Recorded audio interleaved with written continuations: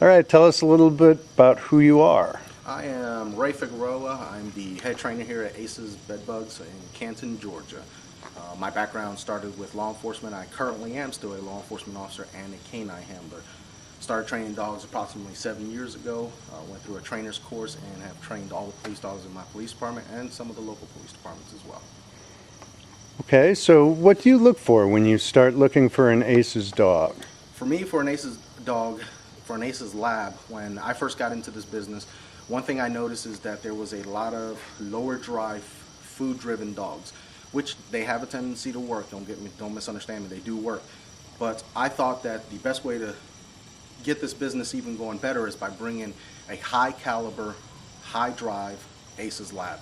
A dog that is very energetic, a dog that enjoys working and has the energy to continuously work for the handler.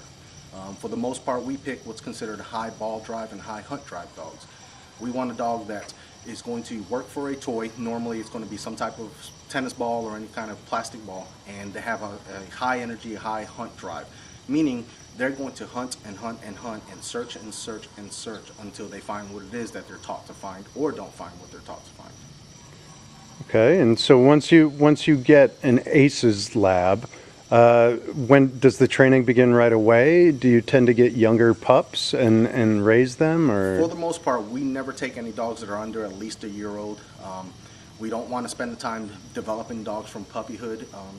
For the most part, I want a dog that the moment it hits our property and our training kennels, they are ready to work.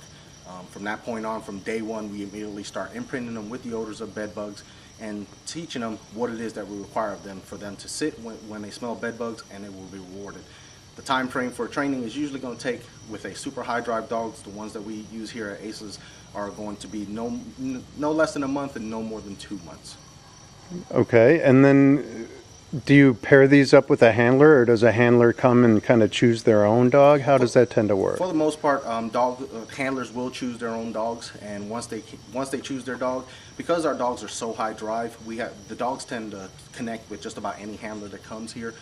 Because for the most part, our dogs work by themselves. The handler is just the guy that's holding the leash and telling them where it is that we need to search. From time to time, there are handlers that need to point out certain areas because our dogs are so high drive, they have a tendency to miss certain areas. And it's very simple to just point out an area to them, tell them you want them to check here. The dogs will check, and if there's nothing there, there's nothing there. If there is something there, they will sit and alert and tell the handler that there is bed bugs in the area.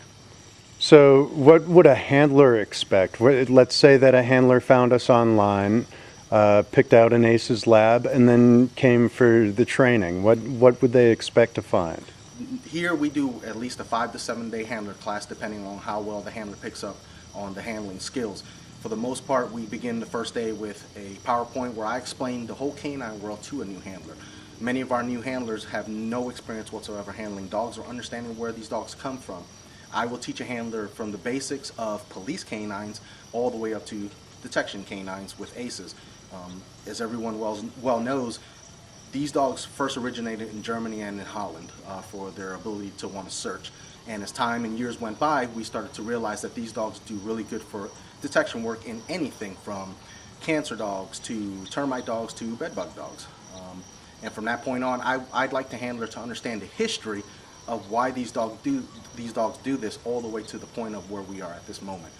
Then what we do is from day one after the PowerPoint, we immediately start working dogs. The best way for a handler to learn is by trial and error. Handling the dog, learning how to search with the dog, understanding their dog, as well as building a bond with the dog. The first couple of days we will train here at the facility, and from that point on, normally the third or fourth day we will go outside. Luckily, as a police officer, I have access to many different warehouses, hotels, and places that we can train where bed bugs are normally found.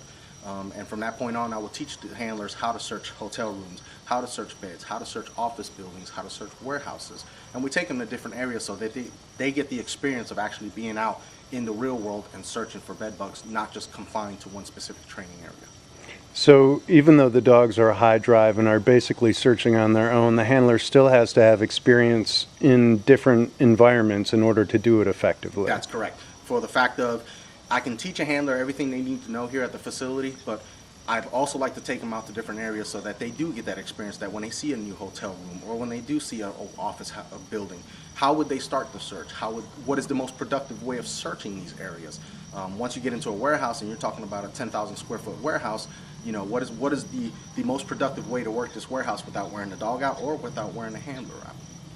So after you've gone through some training, have you run into any rough spots with any trainers that just don't seem to gel with their dogs, and how is that typically handled? Normally, for the most part, we haven't had it happen too often here because of the fact that our dogs are so high drive.